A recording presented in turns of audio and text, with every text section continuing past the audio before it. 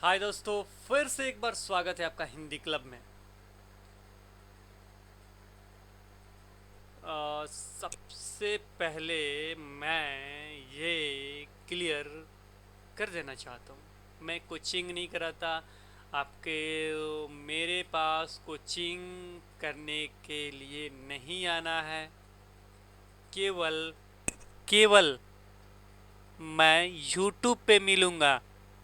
Only YouTube. Okay, वो भी free of cost. कोई कोचिंग नहीं, कोई हिंदी क्लब नहीं है पटना में जहां आके आप मुझसे मिल सकते हैं। मैं जॉब करता हूँ। नाम नहीं रखूँगा कहाँ करता हूँ, बट मैं अच्छा खासा जॉब करता हूँ। मेरे प्रोफाइल में है मैं कहाँ जॉब करता हूँ। व्हाट्सएप पे है फ़ोटो, पता चल जाएगा आपको कि मैं कहाँ जॉब करता हूँ। मैं कोई प्राइवेट जॉब करता हूँ, ऑफिस का जॉब करता हूँ। और मैं यूट्यूब पे सीटेट को क्यों बनाता हूँ, मतलब सीटेट या बीटेट के लिए वीडियो क्यों बनाता हूँ, तो अपनी सिस्टर के लिए बनाता हूँ। हाय सिस्टर, कैसी हो? एंड उन्हीं के लिए बनाता हूँ। बाद में मैंने यूट्यूब पे डाला तो सबने लाइक किया, सबने पसंद किया, तो मैं सारे वीडियो यूट्यूब पे डालने लगा। क्योंकि मेरी सिस्टर मेरे पास नहीं है, सो उनको देखना था, मैंने यूट्यूब पे डाला। उसके बाद आप लोग आए। फिर फिर देख रहे हैं क्या हो रहा है। तो मैंने क्लियर कर दिया ना कि कोई कोचिंग नहीं है। हाँ, मैं भोजपुरी से लेके हिंदी का सब कुछ का बनाऊंगा मैं। कोई परेशानी नहीं होगी। आर्ट्स आपको खुद से तैयारी करना है, आर्ट्स या साइंस खुद से आपको तैयारी करना है, उसके लिए मैं वीडियो बनाऊंगा, लेट से बनाऊंगा। तब तक आपको खुद से पढ़ना है। मैंने बताया है कि कैसे कैसे आपको फॉलो करना है। लास्ट में अंतिम वीडियो में आपको गुरु मंत्र दूंगा, जिसमें लास्ट टाइम आप जाके क्या क्या करेंगे जो सही होगा।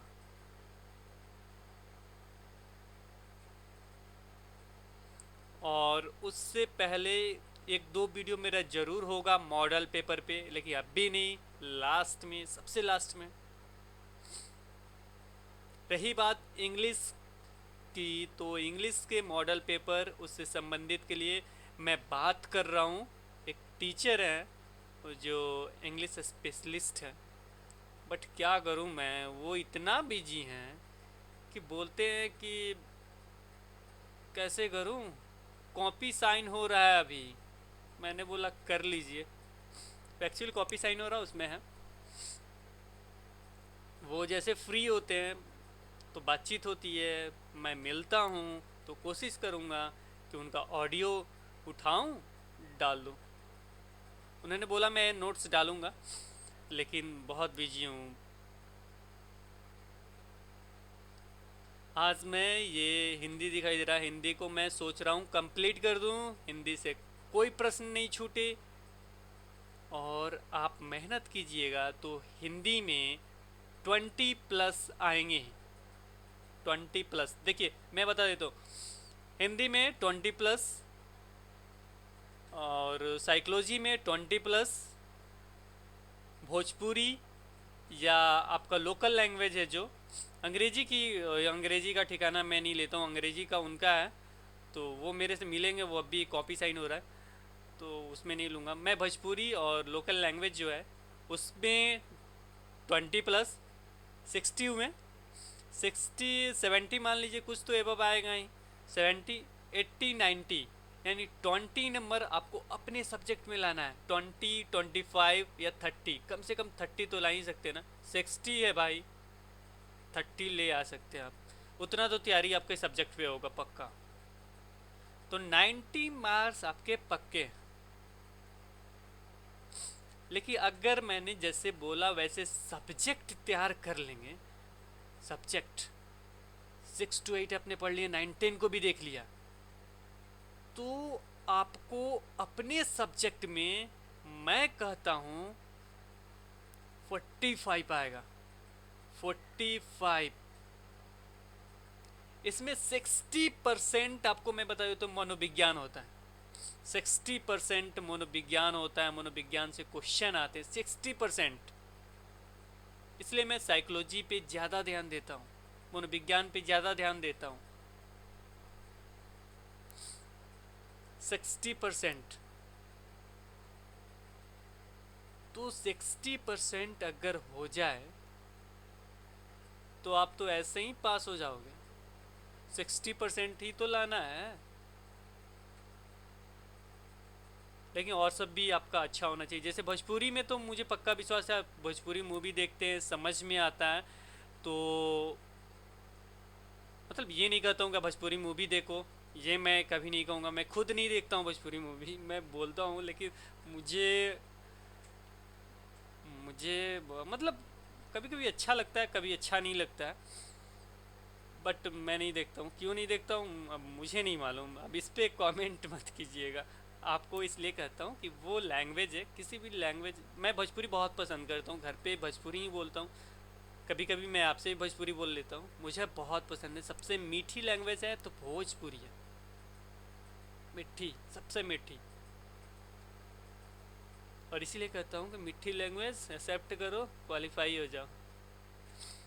और आप मतलब मैं इसलिए कह रहा हूँ ना कि उससे हो जाएगा ना कि भोजपुरी बोल रहे हैं मूवी में तो आपको समझ में आ जाएगा, ऐसे बोल रहे हैं, वैसे बोल रहे हैं। वैसे मैं 2011 में जो क्वेश्चन किए गए हैं उसको मैं तीसरे दिन तक अपलोड कर दूंगा। मेरी बातचीत हो गई है, संडे तक मैं किसी भी हालत में आपको 2011 में जो भोजपुरी का है उससे उससे संबंधित वीडियो अपलोड कर दूंगा। क्लियर? संडे तक। अब आए हिंदी पे। आज हमको कंप्लीट हिंदी जानना है कि ये क्या होता है, कैसे होता है, कैसे पाए ज़्यादा से ज़्यादा मार्क्स, कैसे पकड़े उसको मुट्ठी में। चलें, ओके। और मैंने बता दिया, क्लियर कट मैंने बताया कि मैं कोई कोचिंग सेंटर नहीं चलाता हूँ, ठीक है। पटना में कोई कोचिंग सेंटर नहीं है, मैं केवल यूट्यूब पे हिंदी क्लब में हूँ। यूट्यूब के लिए हिंदी क्लब है, यानी मैंने एक चैनल बनाया है जो हिंदी क्लब के नाम से। ये जितने वीडियो डालते हैं ना पैसा कमाने के लिए, मैं वीडियो डालता हूँ प्यार के लिए। मैं अपनी सिस्टर के लिए डालता हूँ और आप लोगों के प्यार के लिए, और किसी चीज़ के लिए नहीं, ठीक है। तो आपको कोचिंग में मेरे आने की ज़रूरत नहीं है। चलिए चलते हैं हिंदी पे। ये 2011 में पूछे गए, ये मैं यहाँ लिख देता हूँ। ये दो, सॉरी, ये ऐसे लिखता हूँ मैं। ये 2011 में पूछे गए प्रश्न हैं, उसको हम लोग सॉल्व करेंगे और कैसे पाएंगे इसमें ज़्यादा मार्क्स, ये भी जानेंगे। ओके, चलिए चलते हैं प्रश्न पे। पहला प्रश्न, हिंदी भाषा में सतत, अब देखिए इसका सतत व्यापक आकलन। अब बताइए सतत और व्यापक होता क्या है। अक्सर प्रश्न देखिए यहाँ आकलन है, मैं मूल्यांकन पहले समझा देता हूँ। सतत और व्यापक मूल्यांकन होता क्या है, पता है आपको? पता है तो हमें भी समझा दीजिए। ये सतत और व्यापक मूल्यांकन से ना एक प्रश्न डाल देता है, समझ में आता नहीं। सीटेट हो, ये हो, वो हो, सब में डाल देता है। सतत और व्यापक मूल्यांकन होता क्या है, समझ में तो आता नहीं है, तो सॉल्व कैसे करेंगे।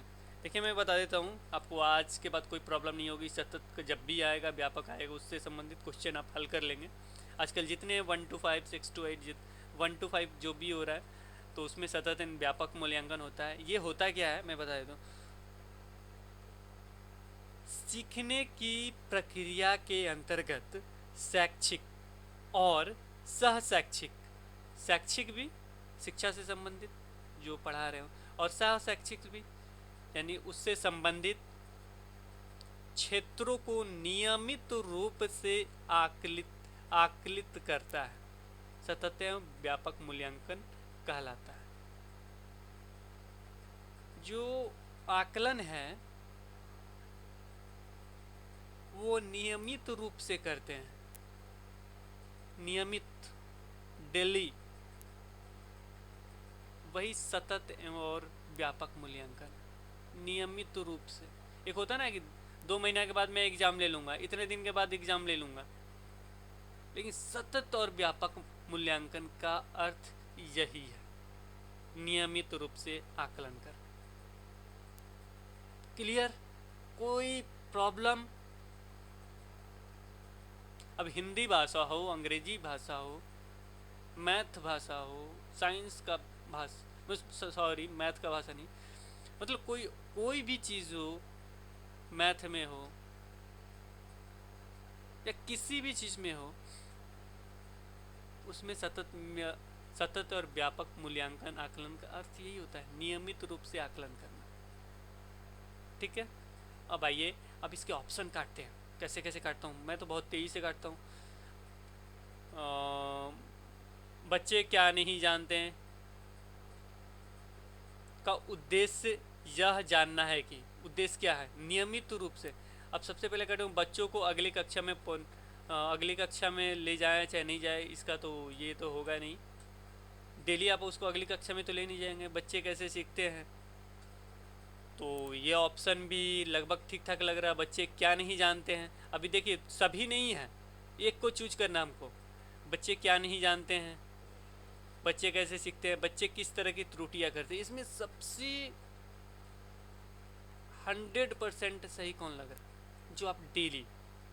अब बच्चे क्या नहीं जानते हैं, ये तो पहले ही से आपको पता रहता है, पहले ही दिन पता चल जाता है कि क्या नहीं जानते। बच्चे कैसे सीखते हैं, जब ये नहीं जानेंगे तो शिक्षा मनोविज्ञान सीखने से आपको क्या फ़ायदा। अब बच्चे किस तरह की त्रुटियां करते हैं, डेली आप पढ़ाते हैं, डेली सोचिए इस बात को, डेली आप पढ़ाते हैं, ये पढ़ाया मैंने, ये पढ़ाया, ये पढ़ाया, अलग अलग चीज़ पढ़ा रहा है। अब इस चीज़ में क्या गलती हो रही है, इस चीज़ में बच्चा क्या गलती कर रहा है, इस चीज़ में, इस चीज़ में, डेली सतत और व्यापक मूल्यांकन कर रहे हैं कि नहीं। कॉन्फिडेंस से बोलिए। ओके कर दूं, डन, लॉक कर दूं। जब करूंगा तो भाई सही तो होगा ही।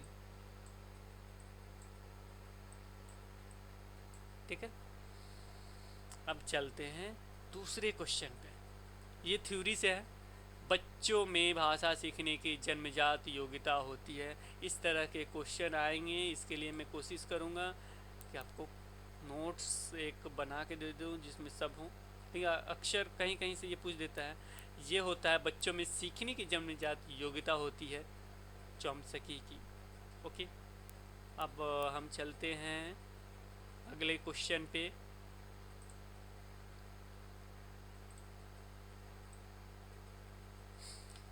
एक भाषा शिक्षक के रूप में आपका दायित्व है। अब भाषा शिक्षक में सब दायित्व होगा, सब काम करना होगा आपको, ये देखने से ही लगता है। नहीं शब्द नहीं होगा तो कट मार दीजिएगा।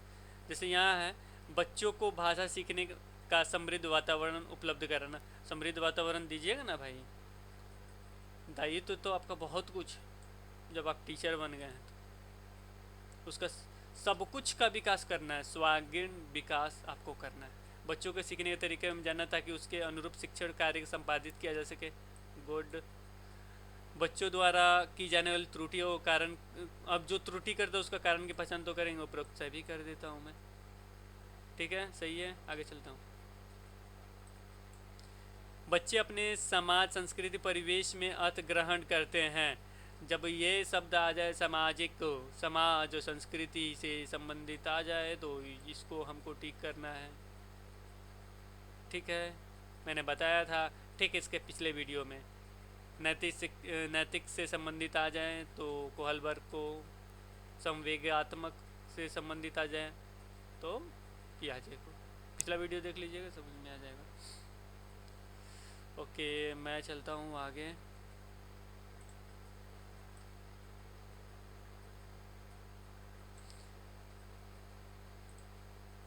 प्रिंट, मुद्रित अथवा लिखित भाषित परिवेश हैं।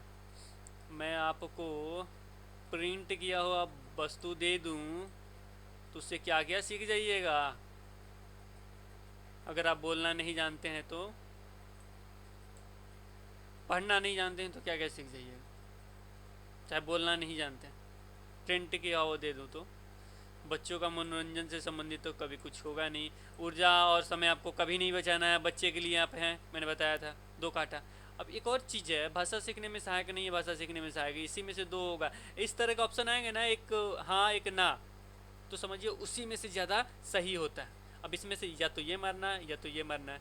अब जाहिर सी बात है कि हमको बोलना सीखना है, भाषा भाषा बोलते हैं ना, तो नहीं पे मार देता हूँ, सही हो जाएगा।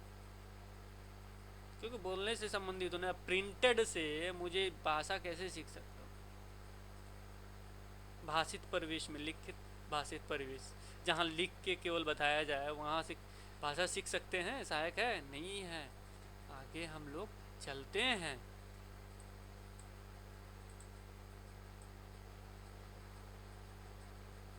हाँ, ये बहुत ज़रूरी है आपके लिए, बहुत बहुत बहुत। मैं इसको पढ़ूंगा नहीं, नहीं को टाइम वेस्ट हो जाएगा।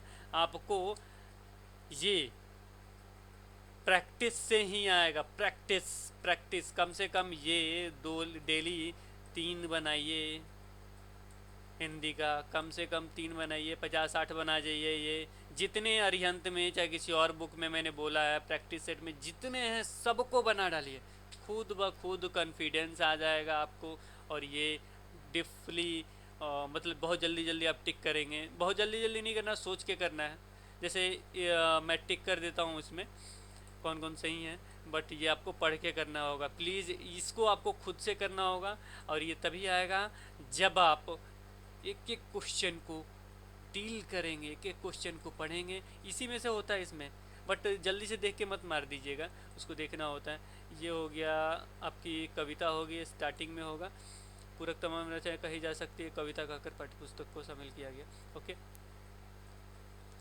उसके बाद ये देखिए अनिवार्य है। ये एक और चीज़, ये जो लंबा सा आंसर होता है ना, जो बड़ा होता है, उसको अधिकतर मैं टिक कर देता हूँ, नहीं अगर शाब्दिक अर्थ निकले तो। और इसमें आभा हो जाएगा। आभा कैसे होगा, यहाँ देखिए, ये प्रतीकों में आभा का गुण होता है।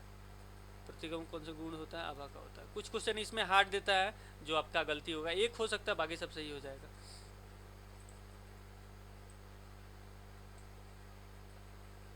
ये मैंने क्लियर करा और आगे बढ़ा। अब देखिए, निर्जन का सुनसान, निर्जन से तो सुनसान होता है, लेकिन इसमें क्या होगा, आप पढ़ेंगे इस इसको, तो इसमें क्या हो जाएगा आपका। अब अपने मन से मत मार दीजिएगा, निर्जन का है, इसमें अभावृत का प्रयोग किया गया है, तो इसमें मैं क्या करूँगा, अभावृत को टिक करूँगा। ओके, तो इस तरह के क्वेश्चन पे आप हमेशा ध्यान देंगे कि आपको क्या करना है, क्या नहीं करना है।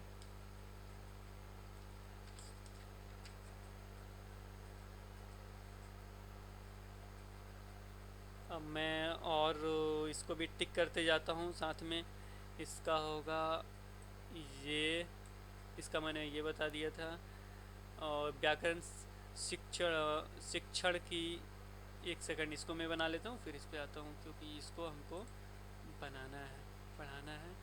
तो मैं इसको इधर आ जाता हूँ, 99 पढ़ा के मैं आगे बढ़ता हूँ। 99 का होगा आपका बी हो जाएगा। देखिए ये और ये दोनों बड़े बड़े हैं, हम देखिए बड़ा बड़ा अक्सर सही हो जाता है, मेरा मानना है, आप भी एक बार पढ़ लीजिए। लेकिन दोनों बड़ा है, इसमें से दोनों में से एक होगा, जैसे मैंने बताया। तो इसमें देखिए, सामान्य शिक्षण कहानी जो बच्चों के कल्पना करने का अवसर नहीं देती है, नहीं देती है ना, है निगेटिव है, मैंने बोला था निगेटिव होगा, बड़ा होगा तो। जबकि कविता कल्पना करने के अवसर देती है। अब इसमें देखिए, इसमें भी नहीं है। सामान्य भाषा शिक्षा अनुमान कल्पना करने का अवसर नहीं देता, जबकि कविता में बिना किसी पूर्व, कविता है ही कविता से संबंधित, बिना किसी पूर्ण अवधारणा के कल्पना करने का पर्याप्त अवसर होते हैं। देखें,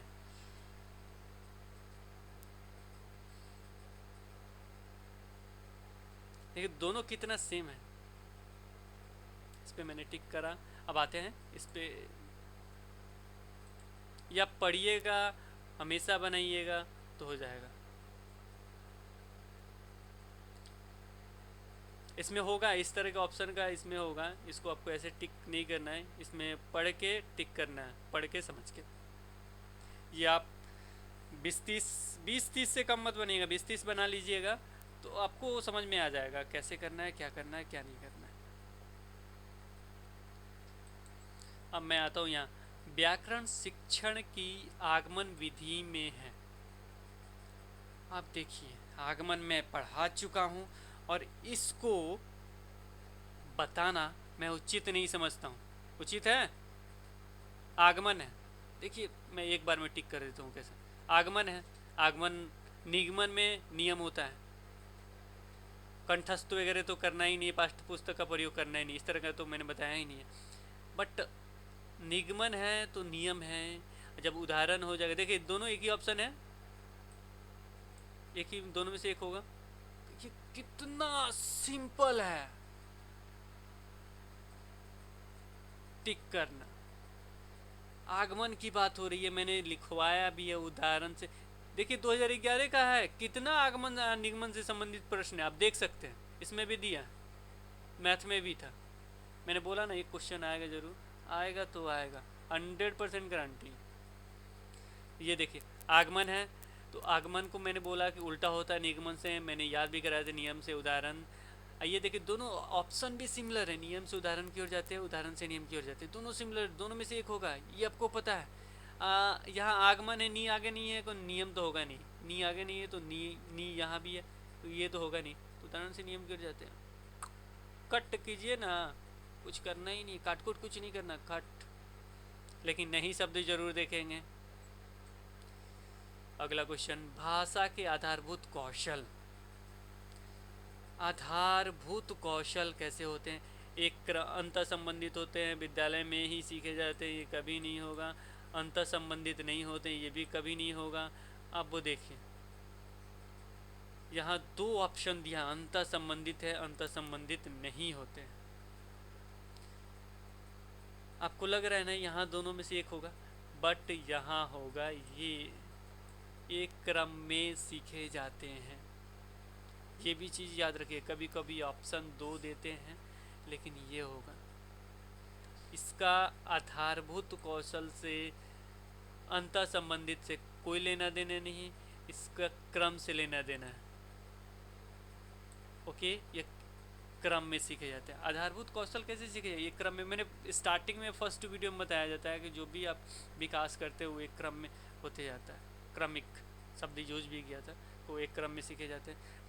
हिंदी भाषा सीखने में पाठ्य पुस्तक, हाँ ये अच्छा क्वेश्चन है। हिंदी भाषा सीखने में पाठ्य पुस्तक क्या है?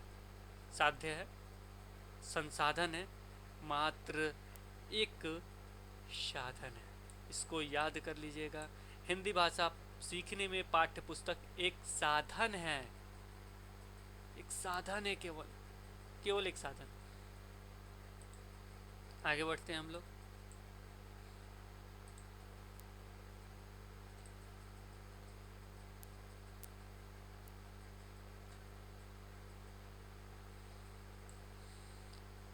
हाँ चलते हैं यहाँ पे। तन्वी जब भी प्रश्न का उत्तर देने के लिए खड़ी है तो वो बोलने में हकलाने लगती है, इसका कारण क्या है? जैसे कोई बच्चा है, वो खड़ा हो गया, कहा, देखिए कोई कोई बच्चा होता है ना, खड़ा हो जा, कोने में कौन बैठा है, खड़ा हो जा, बताए इसका उत्तर। तो वो बोलता, सर सर वो उसका अर्थ ये, अब लगा हकलाने। इसका मतलब ये तो नहीं उसको बोलना नहीं आता। अरे भाई बोलना आता है उसको, तभी तो यहाँ तक पहुँचा है। लेकिन आत्मविश्वास के साथ बोलने की योग्यता नहीं रखती। औपचारिक स्थितियों में बोलने में वो मनोवैज्ञानिक दबाव महसूस करती है। ये दोनों हो जाएगा, क्योंकि उसके साथ दबाव है, उसको लगता है कि मेरे बगल वाले क्या कहेंगे। उसके साथ आत्मविश्वास नहीं है, मैं क्या उत्तर दे पाऊंगा। उसको आता है सब कुछ, बट मनोवैज्ञानिक दबाव है उसके ऊपर, क्या कहेंगे क्या नहीं कहेंगे, इसके कारण बोल नहीं पाती है, समायोजन नहीं कर पाती और सबसे पीछे बैठती। ठीक है, आंसर सही हो गया, आप भी समझ गए। सुहेल की मातृभाषा भोजपुरी है। देखिए यहाँ टिक भी मैंने कर दिया, डी भोजपुरी है। वह हिंदी वाक्य लिखते समय अक्सर ने का सही प्रयोग नहीं करता, इसका संभावित कारण क्या है? अब इसका मतलब ये तो नहीं हुआ कि सुहेल को हिंदी भाषा नहीं जानता तो बोलता कैसे, वह लापरवाह है, ये भी नहीं होगा। वह ध्यान से नहीं लिखता, ये भी नहीं है। तो क्या है? बी, वह अपनी मातृभाषा का प्रभाव है जहाँ बोलते समय अक्सर आवश्यक स्थितियों में ने का प्रयोग नहीं किया जाता। ये सही हो जाएगा, क्योंकि कुछ लोगों पे ना ये होता है, वहाँ का भाषा हमेशा उन पे हावी रहता है, किसी किसी शब्द में वो आ ही जाता है। ये तो कॉमन सी बात है।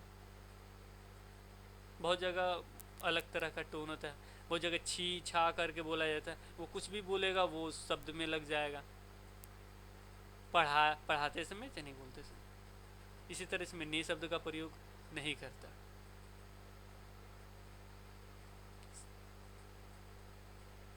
मतलब कभी करता है कभी नहीं करता है, क्योंकि जैसा बोला जाता है वैसे ही कभी कभी अंदर से निकल जाता है।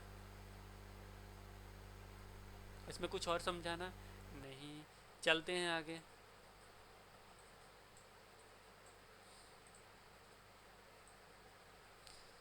द्रौपदी का पर्याय है, तो ये तो रमणी हो जाएगा। ये आपको खुद से करना होगा, पर्यायवाची शब्द भी देखना होगा आपको।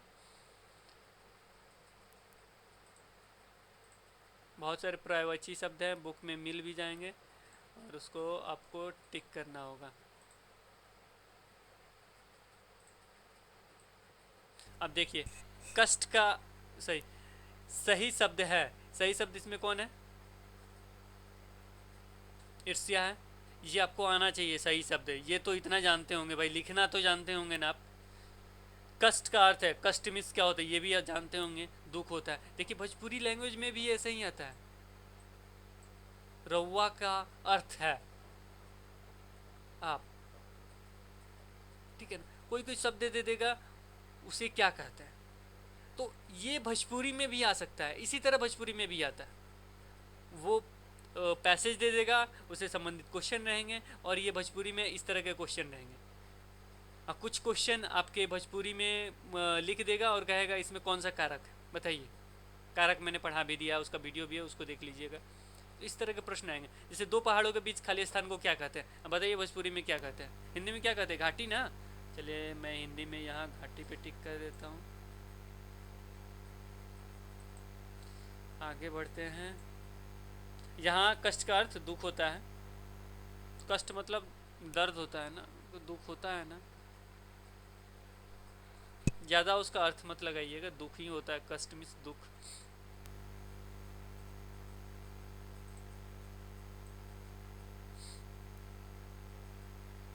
निम्न में कौन सा सही है, ये भी दे देता है, एक लाइन दे देगा कौन सा ये बताइए। भोजपुरी में भी वो टका सा उत्तर देता है, वो टका सा जवाब देता है। ये आप अगर हिंदी बोलते होंगे तो आराम से टिक कर दीजिएगा, वो टका सा जवाब देता है। टका सा प्रश्न करता है, ये तो होता नहीं है। उत्तर देता है, प्रश्न उत्तर तो होता नहीं है, टका सा जवाब देता है। देखिए दोनों एक तरह से है, ये अलग है, इसको मैंने टिक कर दिया।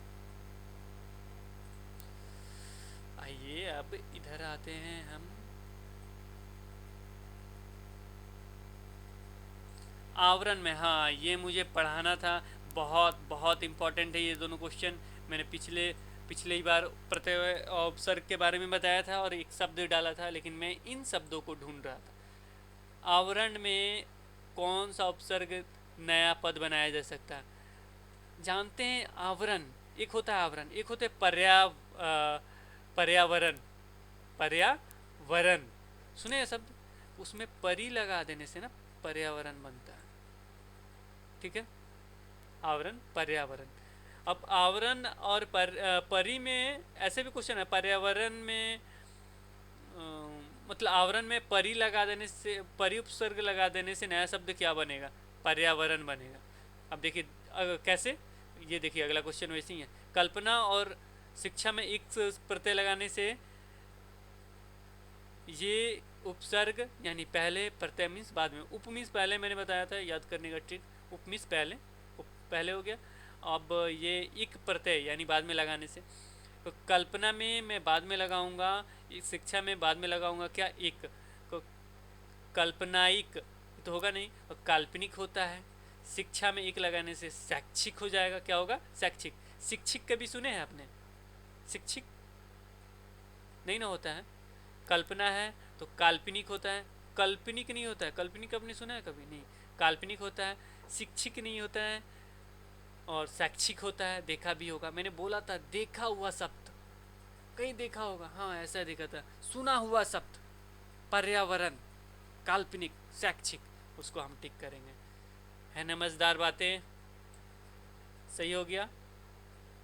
अष्टाध्यायी समास है, मैं समास अभी पढ़ा देता हूँ।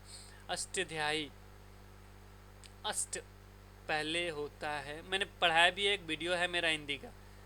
पहले जब भी नाउन संज्ञा के साथ आए कोई, जैसे मैंने चौराहा बताया था, कोई भी शब्द पहले आए जो संख्या से संबंधित हो, उसके बाद नाउन हो, द्विगी होता है। द्वि मीन्स दो, तीन, चार, ये गिनती है द्वि, मैंने बताया था ट्रिक में।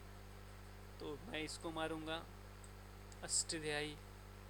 निषेध, निषेध समझते हैं क्या होता है निषेध, जैसे बहुत जगह लिखा होता है यहाँ निषेध है, अंदर प्रवेश करना निषेध है, तो आप क्या करते हैं, जबरदस्ती अंदर चले जाते हैं, क्यों। चलिए यहाँ देखते हैं निषेध का क्या होगा, ठीक है। निषेध का विलोम है, यानी वहाँ नहीं जाना है, तो आप क्या करेंगे, उसका उत्तर कैसे देंगे, निषेध नहीं जाना है, यानी वहाँ स्वीकृत है। निषेध, स्वीकार भी शब्द है, लेकिन स्वीकार का इससे संबंधित होना चाहिए, अस्वीकार होना चाहिए, बट निषेध है यानी स्वीकृत है, यानी वहाँ आप जा सकते हैं। भाषा अर्जन तथा भाषा अधिगम में क्या अंतर होता है, भाषा अर्जन और भाषा अधिगम में क्या अंतर होता है, पढ़ते हैं।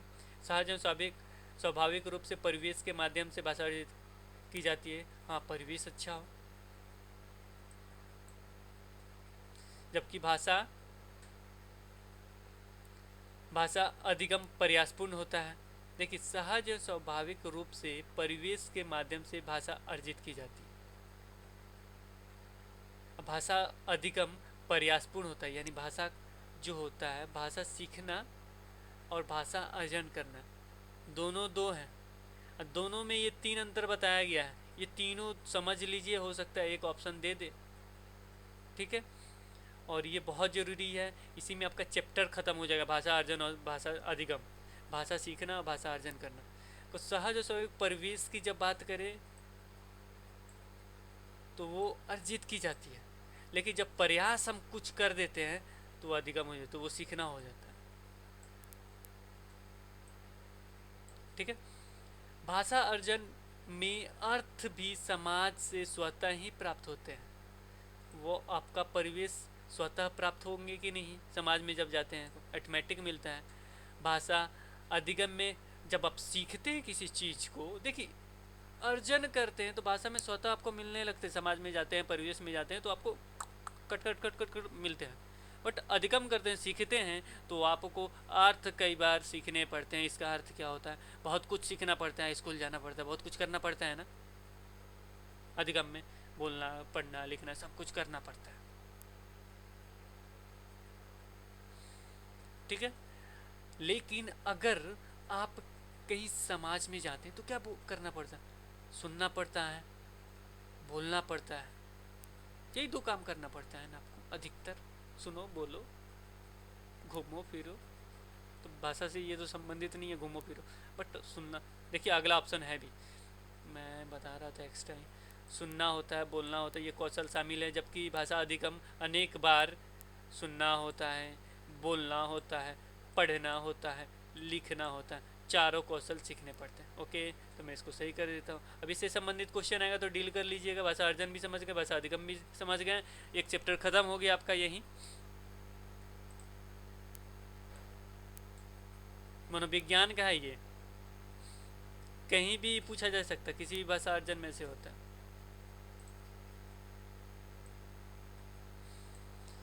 भाषी विविधता, ये भी अच्छा क्वेश्चन है, बहुत अच्छा क्वेश्चन है।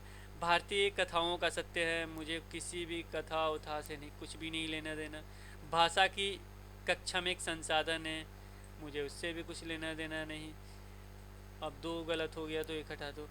बहुभाषिक बच्चों में संज्ञानात्मक विकास की ओर संकेत करते, सही बात है। यहाँ बहुभाषा की, भाषा विविधता में तो बहुभाषा की बात हो रही है, इसको मैं टिक कर दूंगा। ठीक है, सही है, आगे बढ़ूँ। चलिए,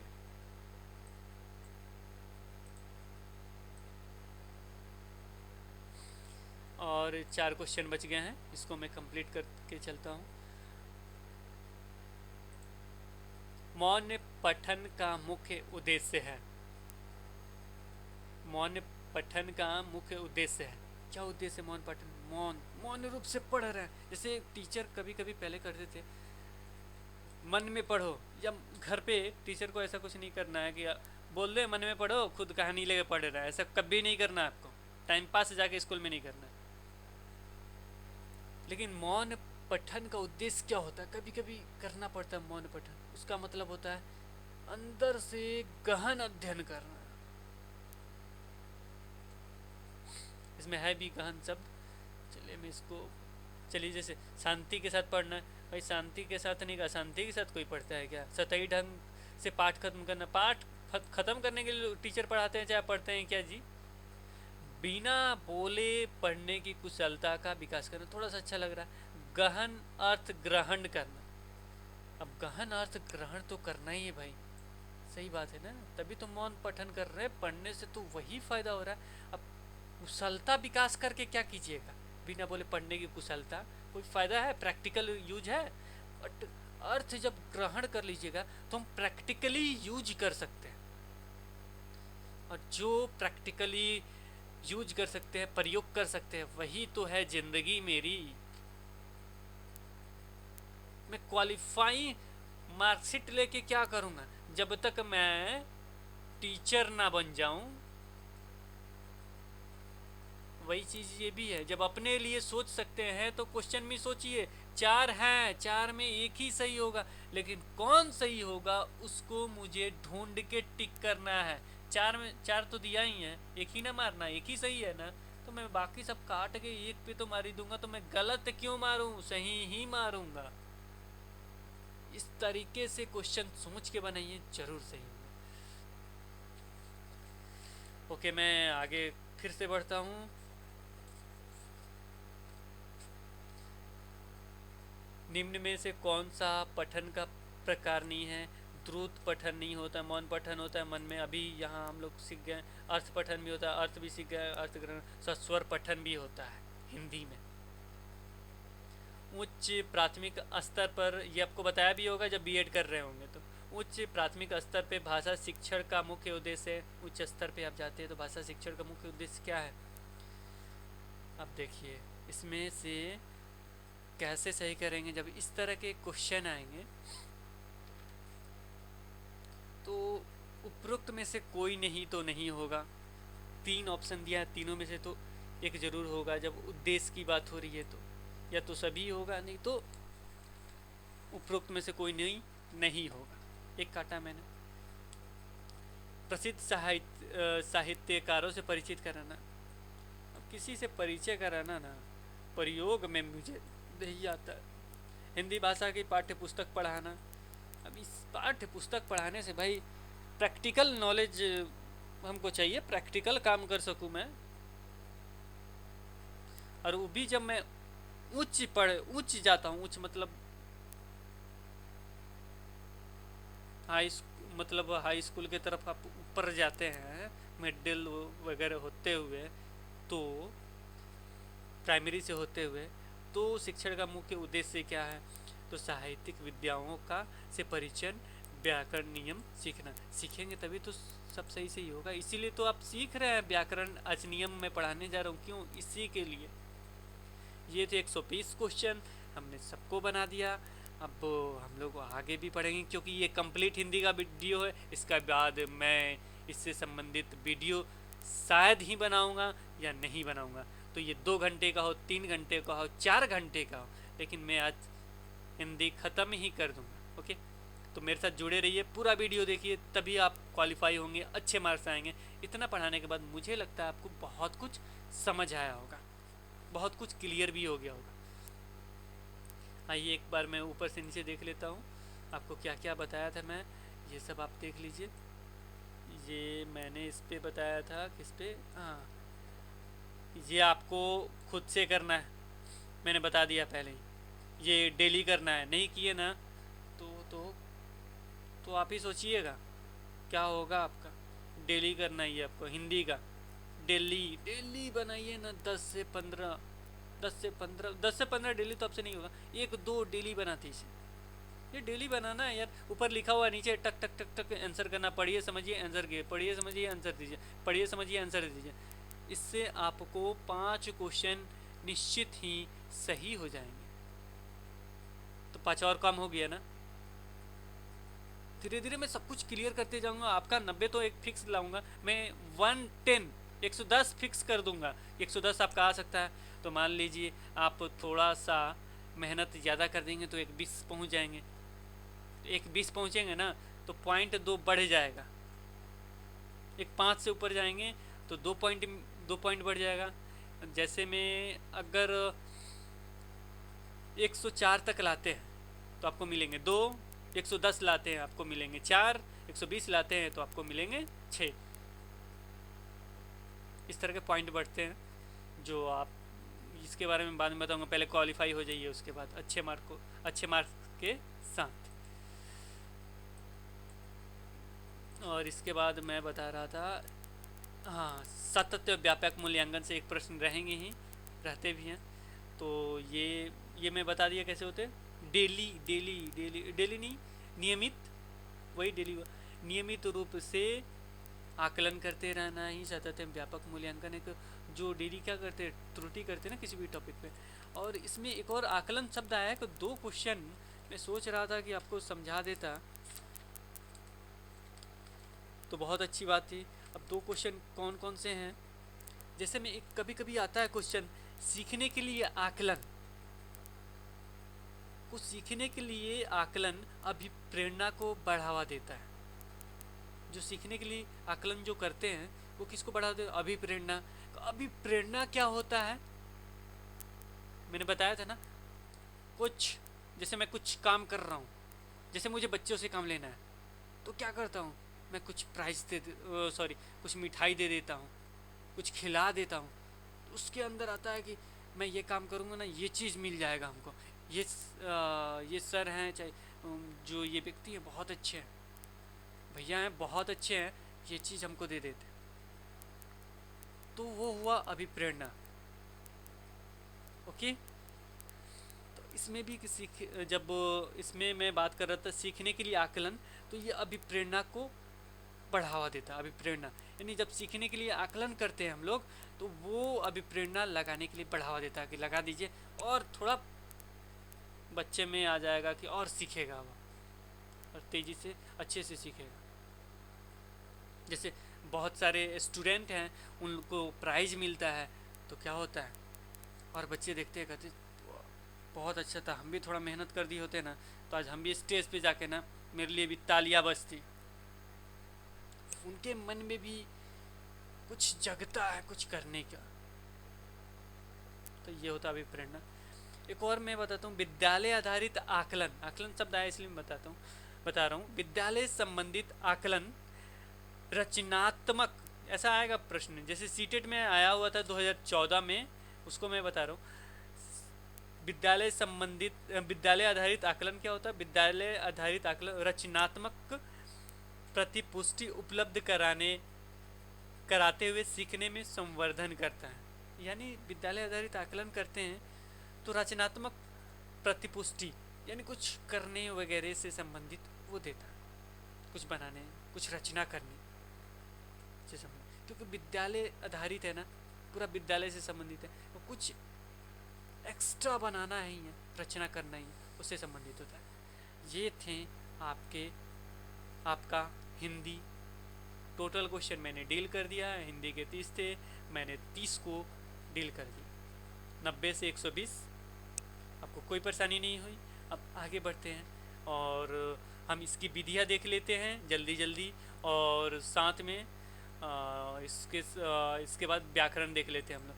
तो पहले हम लोग क्या देखें, पहले हम लोग ये देख लेते हैं। ओके,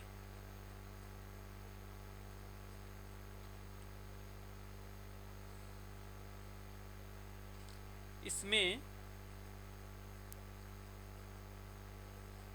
क्या होता है, संधि। दो वर्ण को मिलने से ये संधि हो जाता है, ये अब सब कोई जानता है। अब संधि कितने प्रकार की होती है, मैंने वीडियो इस पे बनाया भी है, लेकिन फिर से मैं सब कुछ डीपली पढ़ा देता हूँ ताकि आपको कोई प्रॉब्लम नहीं हो। एक स्वर संधि होता है, एक व्यंजन होता है, एक विसर्ग होता है, 3 होते हैं। हिंदी व्याकरण को संस्कृत व्याकरण की देन है, इसलिए इस नियम को देखिए। हिंदी मैंने बताया था संस्कृत से निकली है, अभी किस पे है, अपभ्रंश पे है, मैंने बताया था ना। तो अपभ्रंश आएगा तो उसको टिक कर दीजिएगा, संस्कृत नहीं रहेगा तो। इसीलिए इनके नियम और व्यवस्थाएं संस्कृत के व्याकरण के अनुरूप है, यानी संस्कृत के जैसा ही है। को संस्कृत के जैसा है तो ये भोजपुरी का भी वैसा ही होगा, हिंदी संस्कृत सब एक ही जैसे होते हैं। अब भोजपुरी तो हिंदी से बहुत ज़्यादा मिलता, वही होता ही है, थोड़ा सा अंतर है लैंग्वेज का बोलने में, किसी किसी शब्द का, बाकी सब वही है। स्वर संधि, स्वर वर्णों को मिलने से बनता है। ये कितने प्रकार के होते हैं, दीर्घ संधि, गुण संधि, वृद्धि, यण संधि, अयादि संधि। 1 2 3 4 5, पाँचों को मैं डिफाइन करता हूँ तेजी से।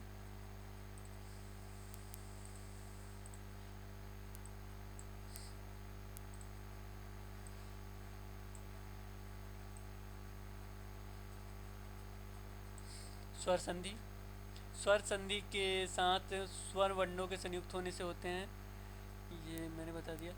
दीर्घ संधि, मूल स्वरों इससे मिलके, देखिए ये जो शब्द है इससे ये मिलके बनता है, लेकिन अधिकतर क्वेश्चन समझते हैं इसी से मिलके बनते हैं, मैं इसी को समझा देता हूँ। लेकिन इतने से मिलके वो बनता है जब संधि विच्छेद करें, जैसे मूर जोड़ अरी, मुरारी। यहाँ देखिएगा ना, यहाँ अ की मात्रा होगी ना, तो समझिएगा आपका दीर्घ संधि है। कौन सा संधि है, दीर्घ। देखिए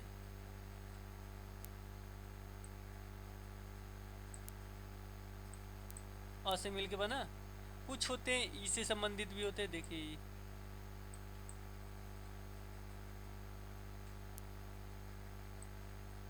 इसी तरह ई उ री। लेकिन अधिकतर ये दोनों देखना है, ये दोनों मैंने देख लिया। ये या को टोपी उड़ाया होगा या ये होगा आकार होगा, तो कौन सा है, दीर्घ है। देखिए ये टोपी उड़ाया हुआ है ना, ऐसे करके दीर्घ में, तो मैं भी समझ जाऊंगा ये भी टोपी से संबंधित है, या लकीर है। देखिए मैंने लकीर भी बना दी, समझ गए। कुछ समझना है इसमें, दीर्घ में याद हो गया, पक्का याद हो गया ना, नाम जरूर याद कर लीजिए, दीर्घ संधि। टोपी वाला है तो टोपी वाला सही हो जाएगा। मैं आगे बढ़ता हूँ, इसमें बहुत सारे आपके एग्जाम्पल दिए हुए हैं।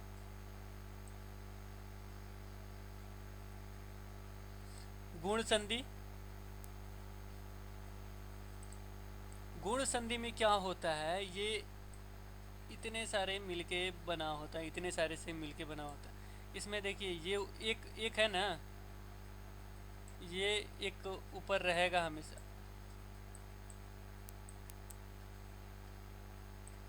या ये इधर से रहेगा तो। लेकिन सबसे पहले हम ये देखते हैं, ये वाला जो बीच में ये होते हैं, ये जो होते हैं एकमत, ये हम बीच में देखते हैं। अगर इस तरह के जो भी शब्द आएंगे समझिए गुण है, क्या है, ये है आपके गुण। गुण संधि समझ में आ गया, ये याद रखिएगा, ये गुण है। और ये दीर्घ में क्या था, तो पी था, और क्या था, आकार था। ठीक है, आगे बढ़ूं मैं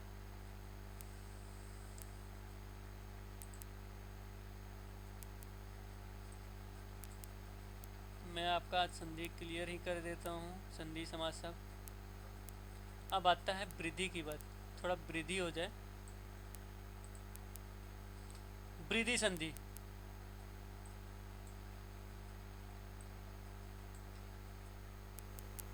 अब वृद्धि संधि में क्या होता है, इस तरह के संधि पूछे तो क्या करेंगे। तो अगर ये डबल हो जाए, एक था ना, अब वृद्धि हो गई ना, तो ये क्या हो गया, डबल हो जाए तो क्या करेंगे हम लोग, तो कहेंगे ये दीर्घ है। क्या हो है, दीर्घ। प्रथम शब्द के अंत में आ, द्वितीय शब्द द्वितीय शब्द के आरंभ में ए है। ठीक है, तो ये ऐ चाहे औ हो जाता है। क्या हो जाता है, ऐ चाहे औ हो जाता है। यानी ये भी, ये हो गया, चाहे इसमें एक लकीर भी आ जाए, ये सब क्या हो गया, दीर्घ से संबंधित है। समझ गए, कुछ पूछना है ये यहाँ आके मिलेगा, मैंने ऐसे बना दिया। कुछ पूछना है, कोई ये वृद्धि हो जाता है, गुण से वृद्धि हो गया तो डबल हो गया, याद रहेगा हमेशा एग्जामिनेशन टाइम में। नहीं तो 2 बार 3 बार इस वीडियो को देख डालिए, 5 बार देखिए, 50 बार देखिए। ओके, आगे बढ़ो।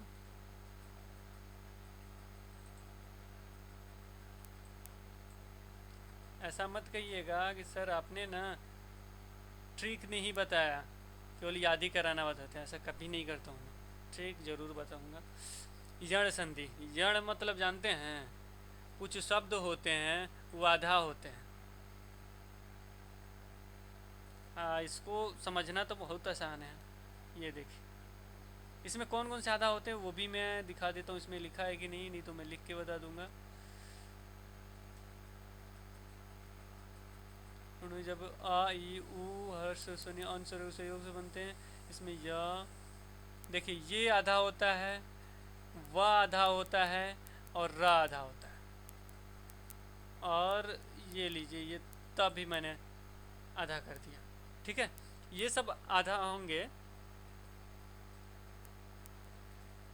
तो समझिए कौन है, यण। यण देखिए, ड़ में देखें ये हलंत है ना, तो समझिए ये हलंत यानी आधा। यण है ना, यह आधा होता है, तो समझ जाइए कि सब आधा होता है। यहाँ देखिए 2 शब्द मिले हैं, यहाँ यहाँ देखिए 2 शब्द मिले हैं, तय। यहाँ देखिए, अरे जिसको भी देखिएगा तो यण में यही है।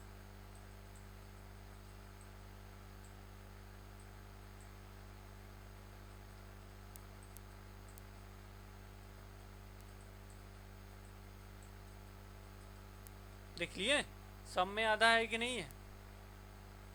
जब सब आधा है, इतने सारे एग्जाम्पल दे दिए, तो आप भी यण को समझ गए होंगे।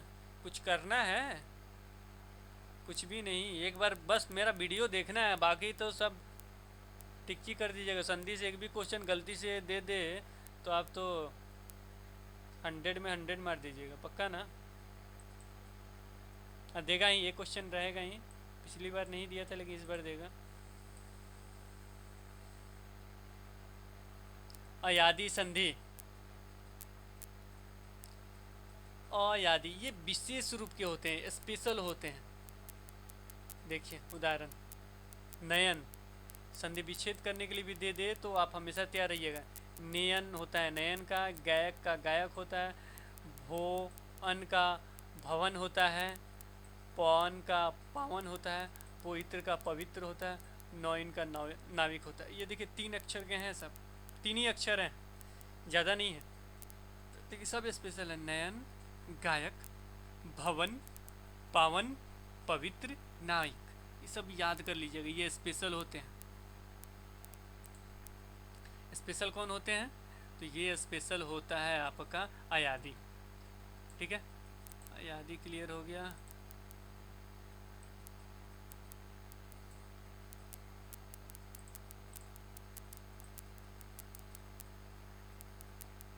व्यंजन संधि, संधि आप एक बार इसको देख लीजिए, मैं कुछ सेकंड रुक जाता हूँ।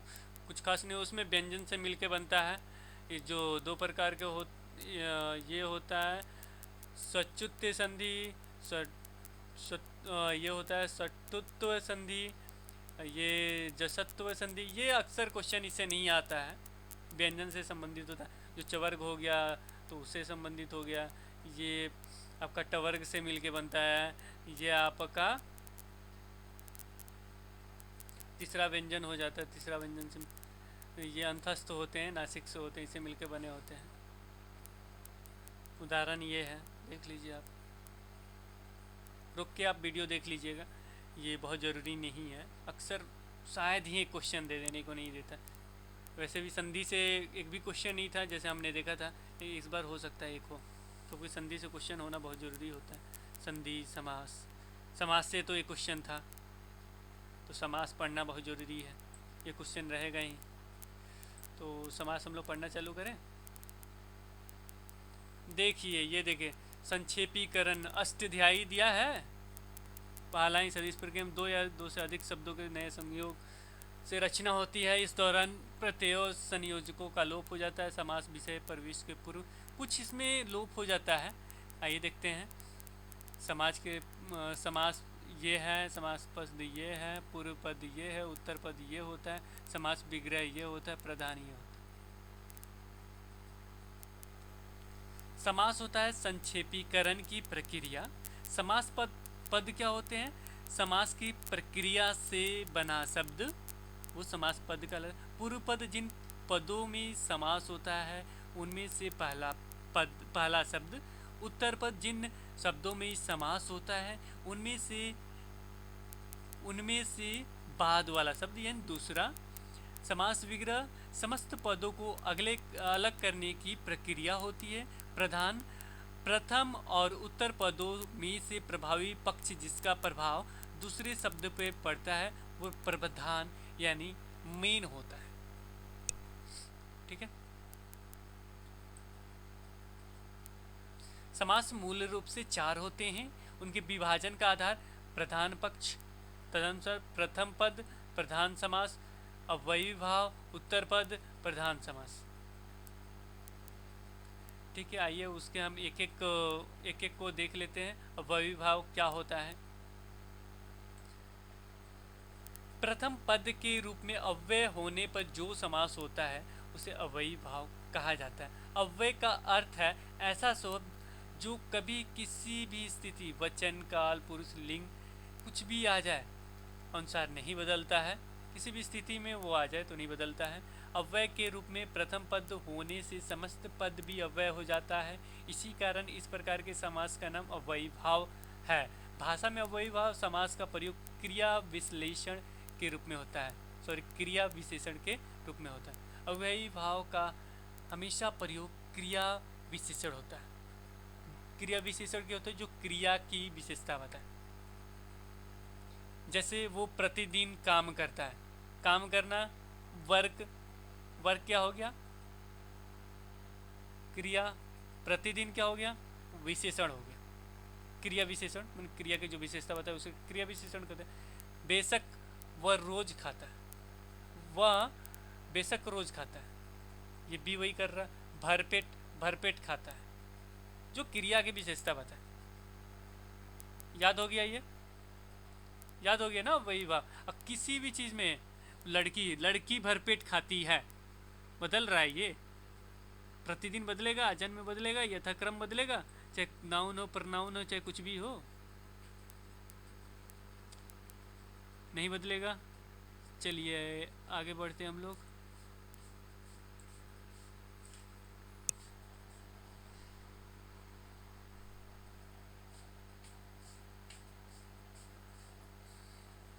अब आते हैं हम तत्पुरुष समास पे। देखिए तत्पुरुष समास में क्या होता है।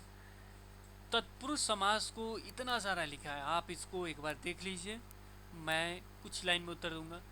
ये विभक्ति से होती है, जुड़ी होती। इसको कुछ नहीं करना, शब्द को देखना है, तोड़ देना है। बीच में आपको लगता है विभक्ति लग रही है, विभक्ति वही जो मैंने पढ़ा दिया हिंदी में, कर्ता ने, कर्म को करण से ये होता है तो वो सही हो जाएगा। ठीक है, जैसे मैं यहाँ बताता हूँ आपको, स्वर्ग प्राप्त आ जाए तो हमको पता है स्वर्ग को प्राप्त किया मैंने, वो आ गया।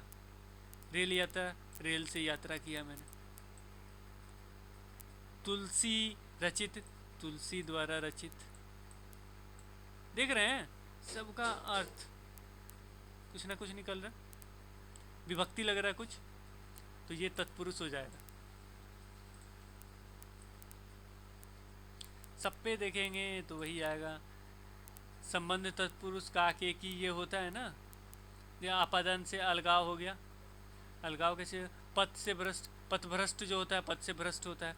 जन्म से ज़्यादा जन्मादेह कहते हैं उसको, जो जन्म से अंधा होता है।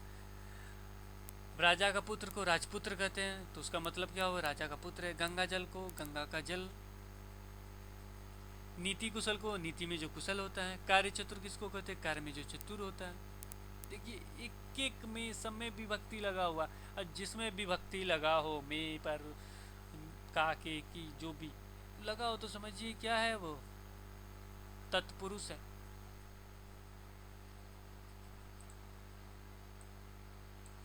ये भी क्लियर हो गया आपका।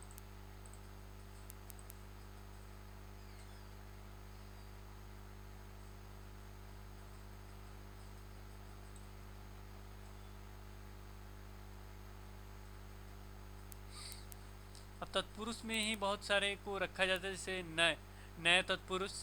इसमें क्या होता है, जैसे में अगर न शब्द पहले, जैसे नकारात्मक ये हमेशा होता है, जैसे न आदर, न अंत, न हित, उसके बाद आएगा आपको न सत्य, ये सब आ जाएगा। उसके बाद तत्पुरुष में द्विगु को भी रखा जाता है, इसको द्विगु अलग भी कर सकता है। जैसे मैंने बताया चौराहा, प्रथम संख्यावाची, दूसरा संज्ञा सर्वनाम। चौराहा हो गया पहला, देख रहे हैं संख्या है। पंचवटी, पंच देख रहे हैं। नवरत्न, अष्टध्यायी था, अष्ट था यानी 8, ये देख रहे हैं पहला शब्द नंबर है ना, तो समझिए द्विगी है। द्वि मतलब 1 2 3, इसको याद रखें, द्वि मतलब 1 2 3। आगे बढ़ते हम लोग।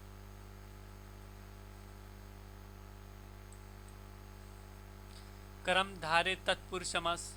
कर्म धारे, कर्म धार में क्या होता है, जिस समास में प्रथम पद विशेषण, ये पूछ भी सकता है, जिस ये इस कर्म किसको कहते हैं, ये जिस समास में प्रथम पद विशेषण उत्तर पद विशेष्य हो, ये सीटेट में पूछा हुआ। तो प्रथम पद उपमा, जिसे उपमा दी जाए, उत्तर पद जिसकी उपमा, सॉरी, प्रथम पद उपमान, जिससे उपमा दी जाए, जिससे उपमा दी जाए। उत्तर पद उपमेय, जिसकी उपमा दी जाए। जैसे में कर्मधारय समास होता है, जैसे में पीताम्बर, ठीक से शब्द को देखिए, पीताम्बर, ये उपमा दी गई है। महापुरुष, चंद्रमुख, तुम्हारा मुख तो चंदा मामा जैसा है, चंद्रमुख है तो चंदा मामा के जैसे, चंद्र जैसे। महान पुरुष, महान हो तुम, विशेषण पहले लगा हुआ देखिए, पीताम्बर, पीला हो जिसका अंबर, देख रहे हैं पहले क्या लगा, पीला, महा, चंद्र। तो ये सब देखते ही समझ में आ जाए कर्मधारय उसके कर्म के अनुसार है।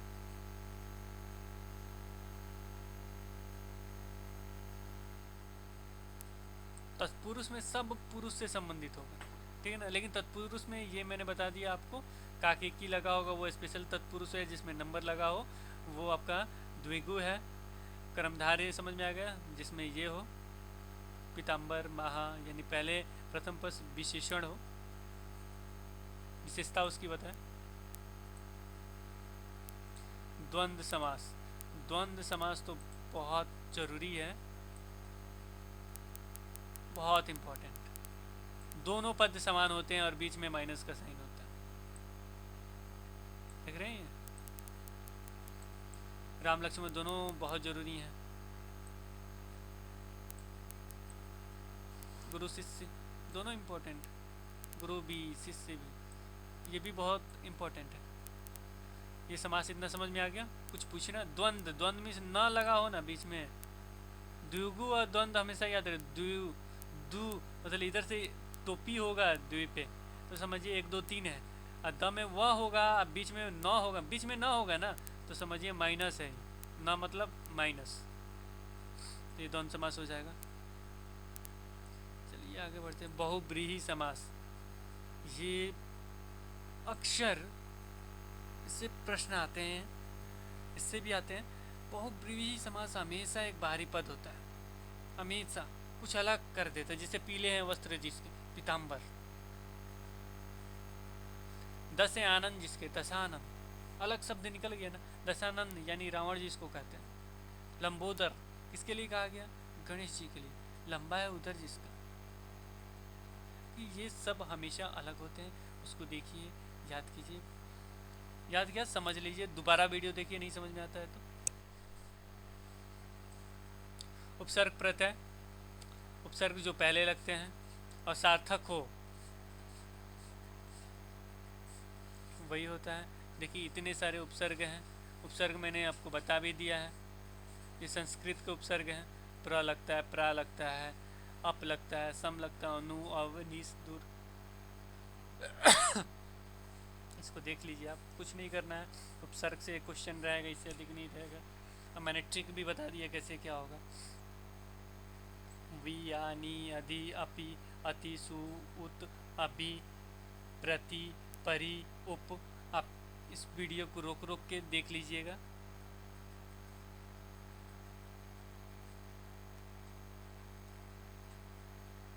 अव्यय से जो उत्पन्न है संस्कृत से ये है। अव्यय से संबंधित तो आता नहीं है, केवल ऊपर वाला ही आता है, न वगैरह। जैसे न हो गया नहीं में, नास्तिक।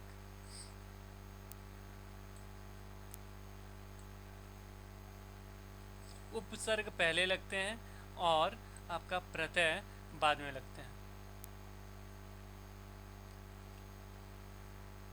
ये हिंदी के उपसर्ग हैं।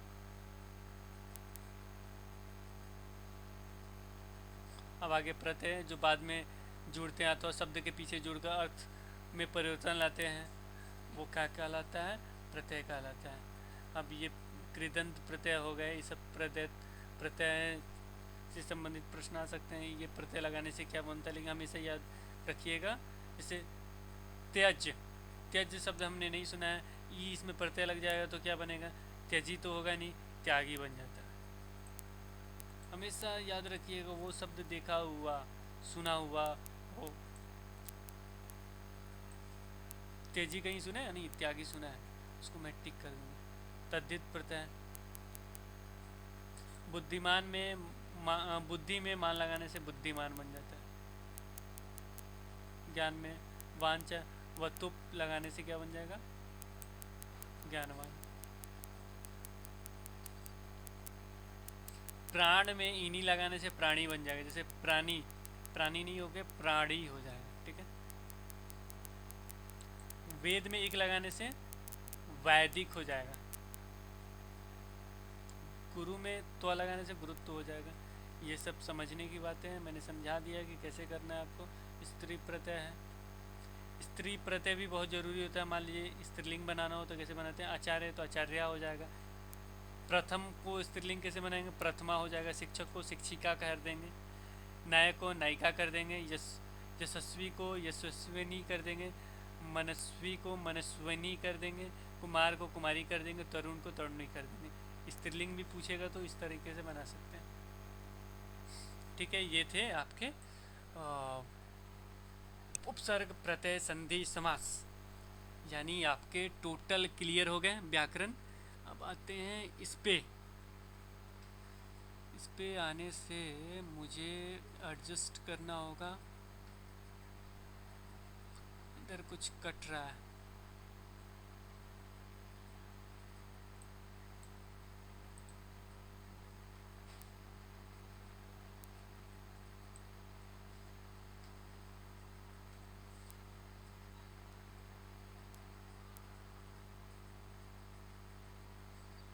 ये मैंने एडजस्ट करा कि अब आगे हम लोग ये करोगे, ठीक है। आगे हम लोग पढ़ते हैं परंपरागत विधियां जो अभी चल रहा है। तो इसमें होता है पहला अनुकरण विधि। अनुकरण विधि में प्राचीन काल में चलता था, जो प्राय आरंभिक शिक्षा प्राय घर और परिवार में की जाती। प्रारंभिक में अनुकरण विधि बहुत ज़्यादा चलता था, उसमें घर में ही वो आरंभिक शिक्षा दी जाती थी। ठीक है, इसमें कुछ नहीं करना। प्राचीन में बहुत ज़्यादा इसका इस्तेमाल किया गया है।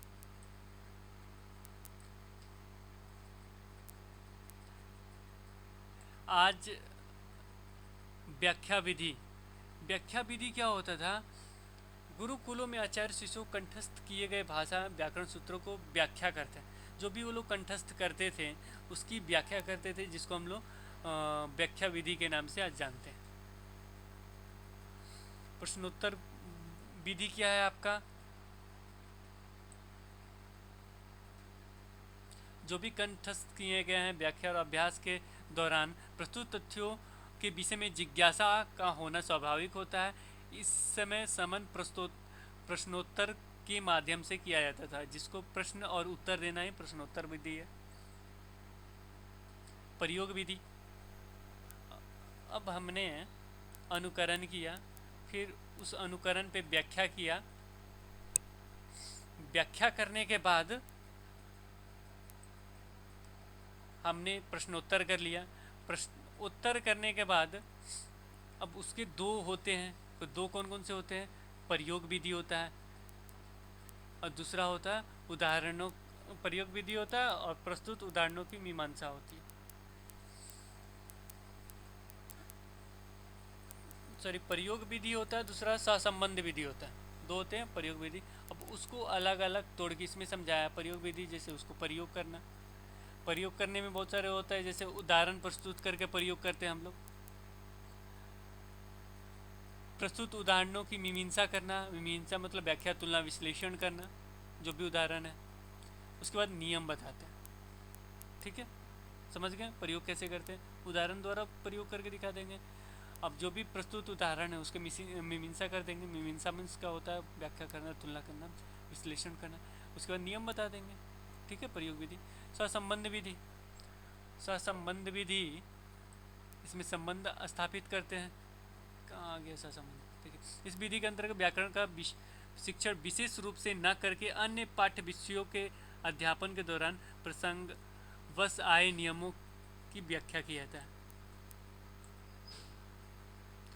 अन्य पाठ्य से उसको सहसंबंध करते, उसको जोड़ के उसको समझा देते, उसको सहसंबंध विधि यानी किसी के साथ जोड़ के।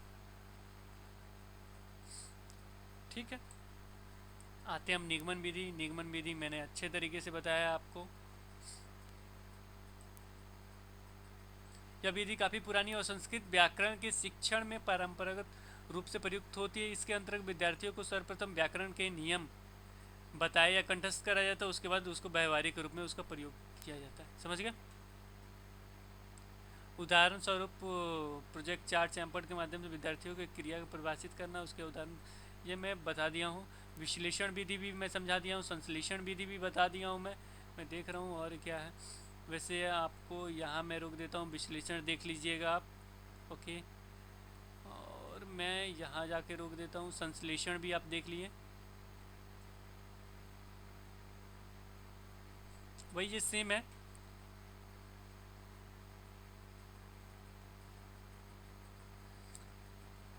और जो मैंने बताया संश्लेषण के बारे में उसको ठीक से सोचिएगा, उसको ठीक से देखिएगा। विश्लेषण हो गया, एक छोटा सा दिया मैंने, उसको क्या करना, विश्लेषण में एक छोटा सा कोई टॉपिक दिया, उसके बारे में वो टुकड़ों में बताते हैं, बहुत सारे टुकड़ों में। जब संश्लेषण की बात आती है, बहुत सारे टुकड़ों को एक जगह इकट्ठा करना संश्लेषण। आगमन बता दिया मैंने। निगमन का उल्टा होता है, निगमन यानी नियम से उदाहरण की ओर होता है। उसके एक एक चीज़ को मैंने डिफाइन किया पिछले वीडियो में, उसको नहीं देखें आपको ज़रूर देखें। पाठ्य पुस्तक विधि।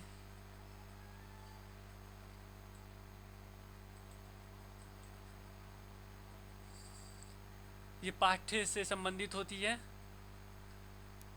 देखिए यहाँ इसके साथ ही एक नई अध्यापन विधि प्रचलित हो गई, जिसे लिखित भाषा के रूप में भाषा के ध्वनि, व्याकरण इत्यादि पक्षों में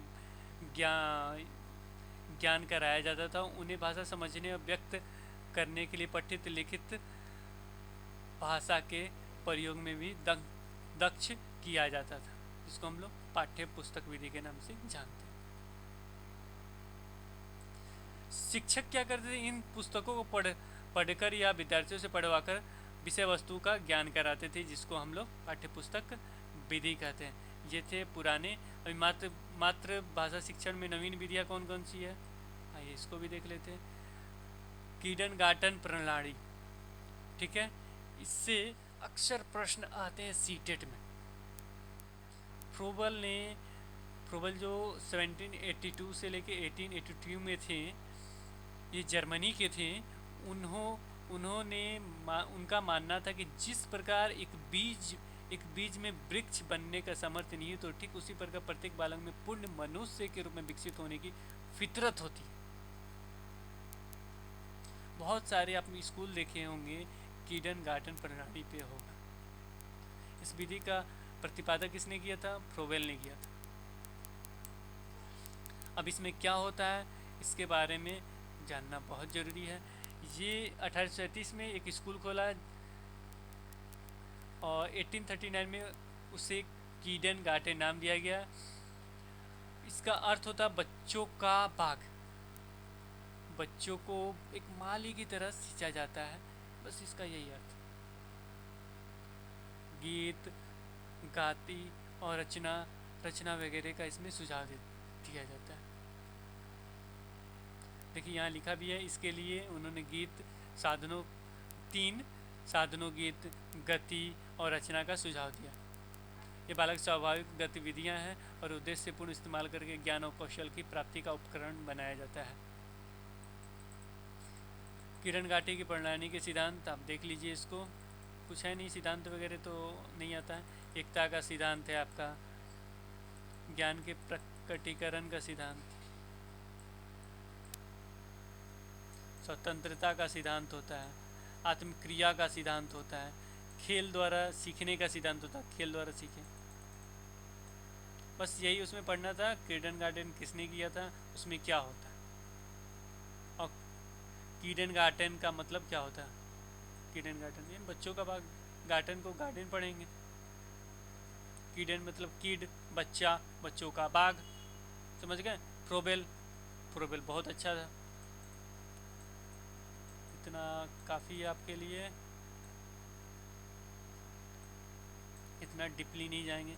मंटेसरी डारिया मंटेसरी का है, मंटेसरी का मारिया मंटेसरी, इसको भी याद नहीं करना है, याद हो गया अभी। फ्रोबेल के विचार से सहमति, बालक की अंतर्निहित शक्तियों को प्रकट करना उनका विकास था। फ्रोबेल के विचार से सहमति, इन शक्तियों को विकास करना, बच्चों में प्रकृति के अनुसार कार्य करने की स्वतंत्रता दी जाए। उन्होंने एक स्कूल खोला जिसका नाम पहले बालगृह रखा।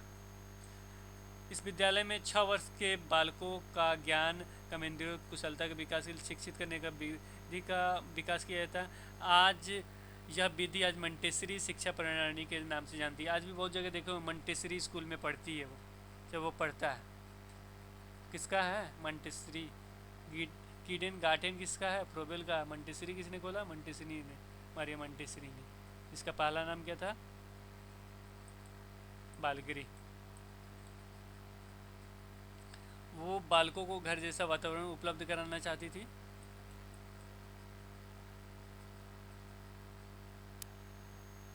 इसमें बागवान भी होता है, जिसको बच्चे कुछ खेलने के साथ साथ कुछ क्यारियाँ भी होती थी जिसे बागवानी करते थे। वो प्राकृतिक के निकट आ सके, ये प्राकृतिक बेस ज़्यादा था। और घरेलू चीज़ उसमें सब कुछ था, टूथब्रश, टूथपेस्ट, जूते का पॉलिश, ये सब कुछ होता था वहाँ। अब शिक्षण विधि इसका देख लेते हैं। मंडलीय शिक्षण विधि स्वाभाविक विकास, क्रमिक विकास पर आधारित है। इसे बालक को केंद्र में शिक्षण की गतिविधियों का संचालन किया जाता था। विद्यालय को बालक के दूसरे घर के रूप में स्थापित करने के उपकरणों और स्थानों की व्यवस्था की जाती थी। बालकों के साथ अंतःक्रिया, मनोवैज्ञानिक और मानवीय सिद्धांतों का अनुपालन किया जाता था। अब इसके 3 विधियाँ कौन कौन से, क्रमेंद्रीय शिक्षा, ज्ञानेंद्रीय शिक्षा, भाषा, गणित।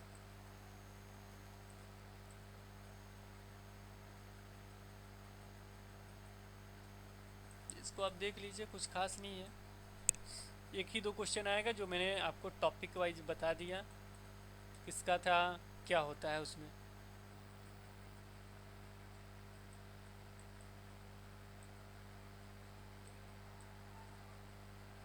अब आते हैं डाल्टन पे। डाल्टन प्रणाली किसका है, तो पार्क हस्ट का है। पार्क हस्ट ने कुछ दिन मारिया मॉन्टेसरी के साथ काम किया, फिर उन्होंने अलग बना लिया। बहुत ज़्यादा प्रभावित थे, किंतु उनके कि 6 वर्ष के बड़े बच्चों की शिक्षा का था। उन्होंने खूब सोचा, मतलब 1913 में उन्होंने ये, वो 6 वर्ष तक पढ़ाती थी, उन्होंने इसके आगे क्या क्रिया विधि की घोषणा की। इस योजना सब तो अमेरिका डाल्टन नामक नगर में, ये कहाँ किया था, अमेरिका डाल्टन नगर में से, इसीलिए इसको डाल्टन कहते हैं। पार्कहास्ट ने किया था। किसने किया था, पार्कहास्ट ने। बाल केंद्रित शिक्षा, इसी से आया मेरा बाल केंद्रित शिक्षा। आत्मा अनुशासन का सिद्धांत, स्वतंत्रता का सिद्धांत, शिक्षा पथ प्रदर्शक के रूप में व्यक्तिगत और सामूहिक समन्वय, सद्भाव का शिक्षा, ये डाल्टन शिक्षा से ही आता है। देखिए यहीं से आया करके सीखना।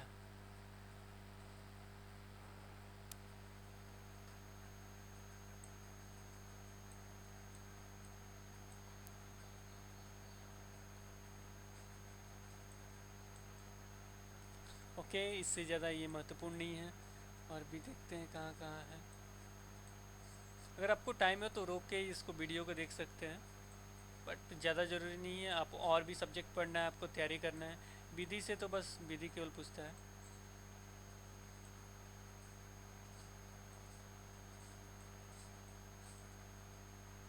अब आते हैं परियोजना विधि। परियोजना को पूरा करने के लिए अनेक चरणों का अनुसरण किया जाता है, जिसमें चयन, कार्यविधि और निर्धारण। इसको देख लीजिए। चयन, कार्यविधि, निर्धारण, क्रियान्वयन, मूल्यांकन, परियोजना लेखन की गतिविधियाँ शामिल हैं। ठीक है, एक परियोजना यानी एक योजना के तहत काम करते हैं।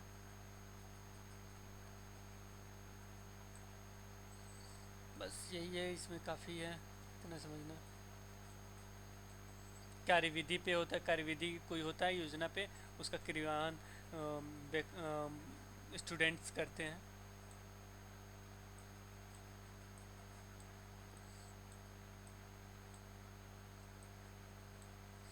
बेसिक शिक्षक प्रणाली किसका है, तो ये गांधी जी का है, याद रखिएगा। बेसिक शिक्षक प्रणाली किसका है, गांधी जी का है, उन्होंने ये किया था। इसमें लिखा होगा कहीं, देखिए यहाँ लिखा, मदद के लिए पढ़े लिखे बापू को तैयार करना। इसमें वर्धा में कहीं, मतलब ये गांधी जी का है, इतना याद रखिएगा। ये कहीं होगा, शायद नहीं दिया होगा इसमें।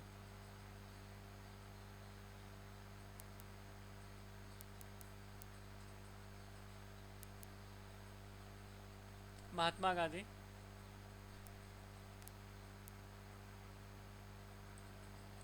नहीं दिया है ये। महात्मा गांधी का ही ये, मैं कंफर्म हूँ। देखिए बेसिक शिक्षा किसी भी विषय को 3 माध्यमों से दी जाती है: हस्त कार्य, प्रकृति के निरीक्षण और सामाजिक कार्य। हस्त कार्य मतलब कुछ करके बनाना। बेसिक शिक्षा में देखिए ये एक्स्ट्रा था, बंद क्यों किया गया ये भी मैं बता देता हूँ। ये हस्त कार्य किया जाता है, जैसे मैं कुछ बनाना, कुछ बच्चों को कुछ ना कुछ बनाना होता था। जैसे कुछ भी, जैसे झाड़ू बना दिया, इस तरह के बहुत सारे चीज़ हस्त कार्य द्वारा बनाए जाते थे। लेकिन ये बंद क्यों हो गया मैं बता देता हूँ। मान लीजिए छोटे बच्चों से कोई काम कराने के लिए, कुछ बनाने के, और गांधी जी देखिए यहाँ दिया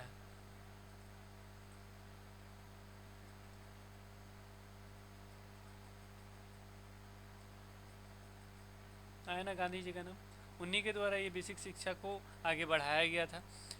तो इसमें क्या होता था कि गांधी जी चाहते थे कि हम लोग, उस समय गुलाम थे हम लोग, तो गांधी जी क्या चाहते थे कि हम लोग कुछ करें, कुछ बनाएं। और ये बेसिक शिक्षा बहुत अच्छा था, अंग्रेज़ों को भी वो चाहते थे कि कुछ बनेगा तो सेल होगा, तो वो कुछ बनाया भी जाता था, सेल भी होता था। बट इसमें प्रॉब्लम ये थी कि छोटे बच्चे गलती करते थे, बहुत सारी त्रुटियां करते थे। गांधी जी देखिए, स्वयं करके सीखना गांधी जी के विचार में सर्वाधिक अधिगम प्रविधि है, स्वयं करके सीखना। वो स्वयं करके सिखाना चाहते थे, जिसके कारण हस्त कार्य करते थे, कुछ ना कुछ बनाना होता था। जो सीखना होता था बच्चे सीख जाएंगे बनाएंगे तो, और जो बनता था वो सेल भी होता था। बट उससे स्कूल को कोई भी फ़ायदा नहीं होता था, क्योंकि जितना वो बनाते थे उससे ज़्यादा नुकसान होता था, जिसके कारण ये मतलब फ्लॉप साबित हुई। लेकिन मुझे लगता है उच्च स्तर पे बेसिक शिक्षा प्रणाली लागू करना चाहिए जब बच्चा कुछ समझ जाता है। उससे क्या होगा ना, जो अभी हम लोग जिस प्रॉब्लम से जॉब के लिए जिस प्रॉब्लम से गुजर रहे हैं ना, कि हमको केवल पढ़ा दिया है तो उसके बाद छोड़ दिया है, तो पैसा उसे लेके छोड़ दिया, जाओ ढूंढो आप जाओ। बट अगर हमको प्रैक्टिकली सिखाया जाए, हम लोग कुछ बनाए, तो हम लोग उस कार्य को, अगर जॉब नहीं मिलता मनपसंद, तब तक उस कार्य को पैसा करके कमा सकते हैं ना। तो गांधी जी की सोच बहुत अच्छी थी इस मामले में, बट वो बच्चों पे हुआ जिसके कारण बहुत ज़्यादा नुकसान हुआ। कुछ बच्चे भी होते भी हैं जिसके कारण ये फ्लॉप साबित हुआ। आइए आगे बढ़ते हैं।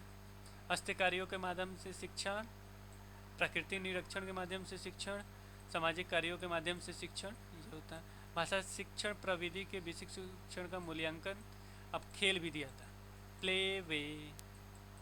खेल विधि भी मैं बता दूं, मैंने बताया था कि बहुत सारे आएंगे, ये सबके लिए है, केवल हिंदी के लिए नहीं है। शिक्षा शास्त्री यानी किसने किया था इसका, इसने किया था। ये अपनी पुस्तक में किसने लिखा था, खेल विधि में। ये क्या कहा था, अनौपचारिक शिक्षण विधियों का प्रयोग करनी। अनौपचारिक शिक्षण मैं बता चुका हूँ, औपचारिक अनौपचारिक। औपचारिक होता है कि जो स्कूल में जाके सीखा जाए। अनौपचारिक होता है कोई नाटक हो रहा है, कोई कहानी हो रहा है, समाज में गए कुछ सीख लिए, जैसे कोई आदमी बोल रहा है ना, तो हम लोग सुन के सीख लेते हैं, वो होता है अनौपचारिक शिक्षण। उसी को वो खेल विधि द्वारा हेनरी ने कहा था कि वही किया जाए, खेल द्वारा सिखाया जाए, बच्चों को स्वतंत्रता दी जाए।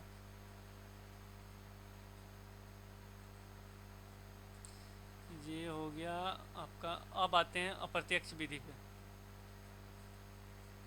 अब एक होता है संसर्ग विधि।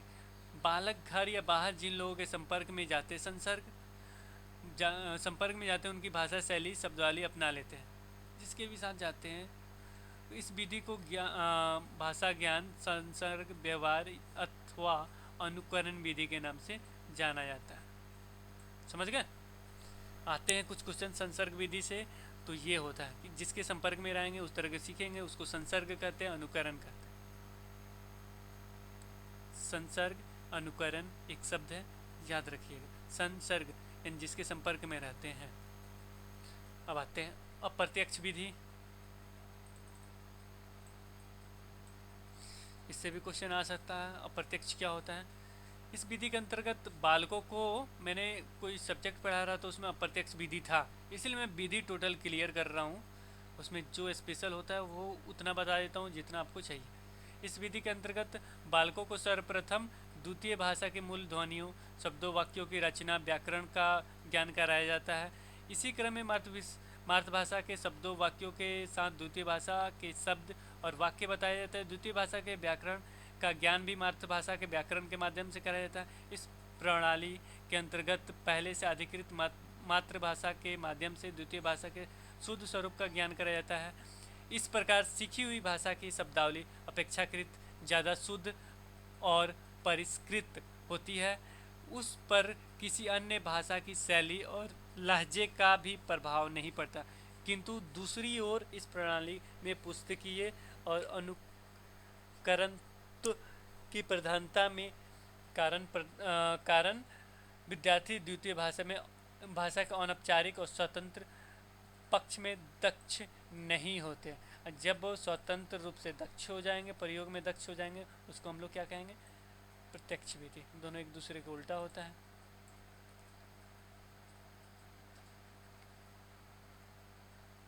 इसमें क्या होता है, उसके मूल ध्वनि वगैरह की बात का ज्ञान कराया जाएगा, उसके बाद भाषा का प्रयोग बताए। इसमें क्या होता है, स्वतंत्र रूप से छोड़ दिया जाता है। वास्तविक स्थितियों में वार्तालाप, मतलब जो भी वास्तविक स्थिति उसमें वार्तालाप कराया जाएगा। प्रत्यक्ष रूप से घटना, कहानी वगैरह, रेडियो वगैरह सबकी मदद ली जा सकती है प्रत्यक्ष रूप से। इसमें अनौपचारिक का प्रयोग नहीं होता है। एक स्कूल में आप अप्रत्यक्ष रूप से आपको सिखाया जाएगा, ठीक है। इसमें अनौपचारिक रूप से इसका प्रयोग होता है। आप रेडियो सुन रहे हैं, तब कहीं भी जाएंगे तो आप प्रत्यक्ष रूप से उसको सीख सकते हैं। वेस्ट विधि, माइकल वेस्ट थे, उन्होंने अंग्रेजी भाषा के शिक्षण के लिए किया था। इस विधि के अंतर्गत द्वितीय भाषा के शिक्षण की शुरुआत पठन प्रक्रिया से होती है। किससे होती है द्वितीय भाषा के शिक्षण? पठन प्रक्रिया, यानी पढ़ के होती। ठीक है।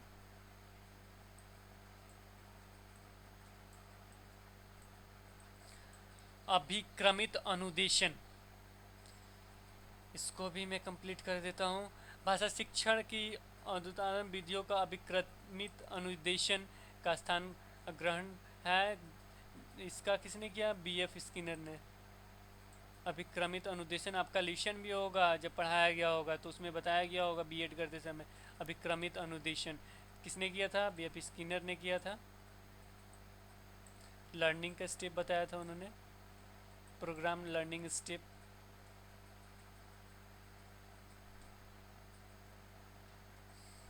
इसी पे है आपका थर्नडाइक का दो, मैंने पिछले वीडियो में बताया था, प्रत्ययन और भूल विधि का, अपेक्षा प्रत्ययन सफलता विधि का, ये इसी बेस पे है। अभिक्रमित अनुदेशन पे ही होता है, जिसमें पुनर्बलन दिया जाता है। क्या दिया जाता है? पुनर्बलन। पुनर्बलन क्या होता है? इसको पुनर्बलन सिद्धांत के नाम से ही जाते हैं। जिससे मैंने चूहे पे बताया था ना, उसको पुनर्बलन मिल रहा था, बार बार 2-3 बार किया, उसको पुनर्बलन मिल गया और वो सीख गया। यानी उसको दोबारा करने से उसको वही प्रॉफिट मिले तो वो सीख जाता है। एक ही चीज़ मिले तो बार बार वही, रेनफोर्समेंट कहते हैं इसको।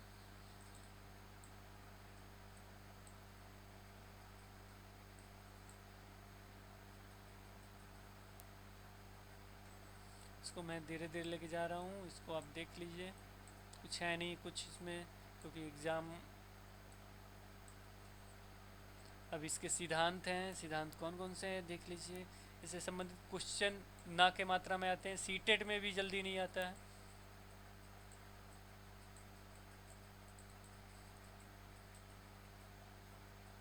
इसमें प्रतिपुष्टि का सिद्धांत, इसके अंतर्गत क्या होता है? मनोवैज्ञानिक सिद्धांतों के अनुसार विद्यार्थी ज्ञान और कौशल का अधिगम में सही प्रतिक्रिया प्रदर्शित करता है, उसे प्रोत्साहित किया है। तो वही पुनर्बलन उन्हें दिया जाना चाहिए, उसे प्रोत्साहित किया जाना चाहिए।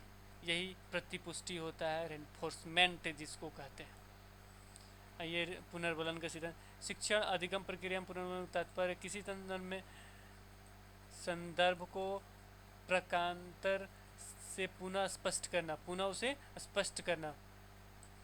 यदि किसी कठिन शब्द का अर्थ स्पष्ट करने में समान अर्थ और विलोम शब्दों का प्रयोग किया जाता है, संदेश समान विग्रह का प्रयोग कर संधि संधि विग्रह वाक्य प्रयोग करना पुनर्बलन का सटीक उदाहरण है।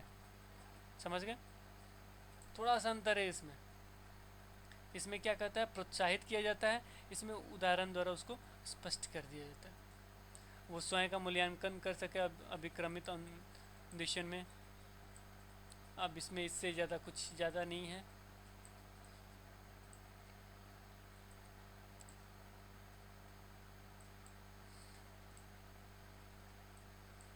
आपका एक चैप्टर ही होगा अभिक्रमित अनुदेशन, उसमें रेखीय अभिक्रमण होता है।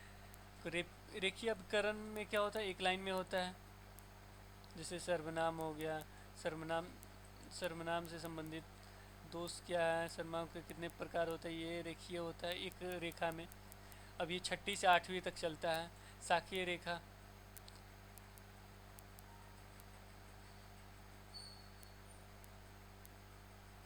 अब आते हैं संरचनात्मक विधि।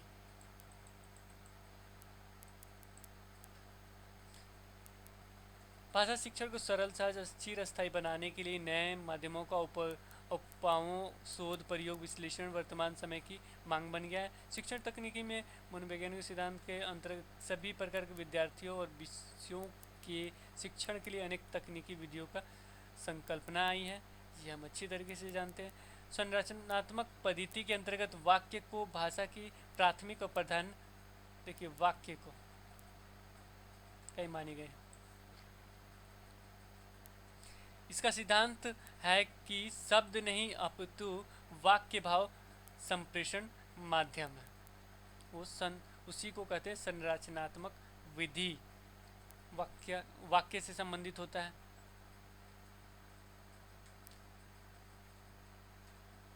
जैसे राम घर जाता है, राम नकारात्मक हो गया ये।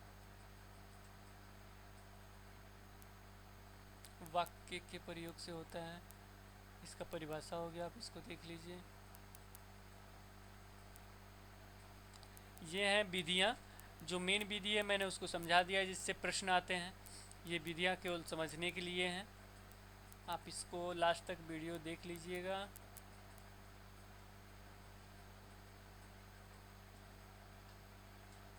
कहावत, न नाचना, ये सब भी इसमें आता है। शुद्ध प्रारूप भी आते हैं इसमें।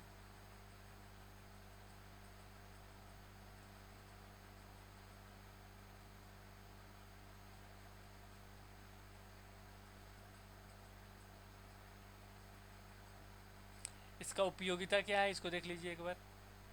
कम से कम समय, ऊर्जा, प्रयास को भाषा को व्यवहारिक ज्ञान कराना। ठीक है।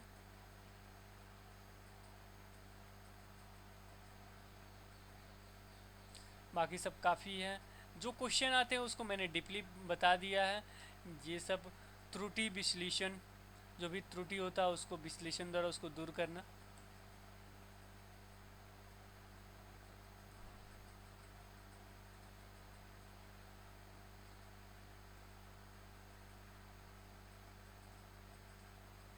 दो तरह की त्रुटियां होती है, एक व्यवस्थित होती है, अव्यवस्थित होती है।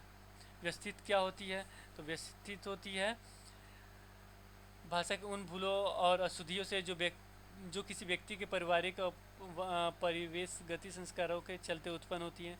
ये व्यवस्थित त्रुटि होती है। जैसे वो एक क्वेश्चन था हिंदी में, वो व्यवस्थित त्रुटि थी, जो ने का शब्द का उपयोग सही ढंग से नहीं करता था। बाकी सब अव्यवस्थित होते हैं।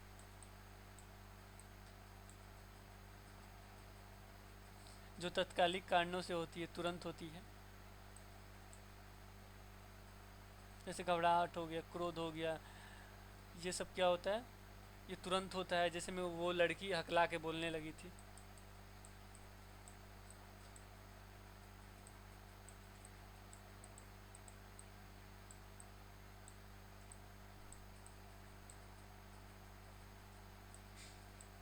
ये रूपरेखा है उसका। ये भाषा प्रयोगशाला है। विज्ञान और तकनीक के विकास ने मानव जीवन के प्रत्येक पक्ष को प्रभावित किया है। शिक्षण इससे अछूती नहीं है। प्रयोगशाला होता है देखिए, शिक्षा को सरल मनोवैज्ञानिक सिद्धांतों के अनुरूप बनाने के विज्ञान और तकनीकी में योगदान अद्वितीय। इस दिशा में भाषा प्रयोगशाला एक उपयोगी कदम है। भाषा जो है, तभी तो बातचीत करते हैं और आगे बढ़ते हैं हम लोग।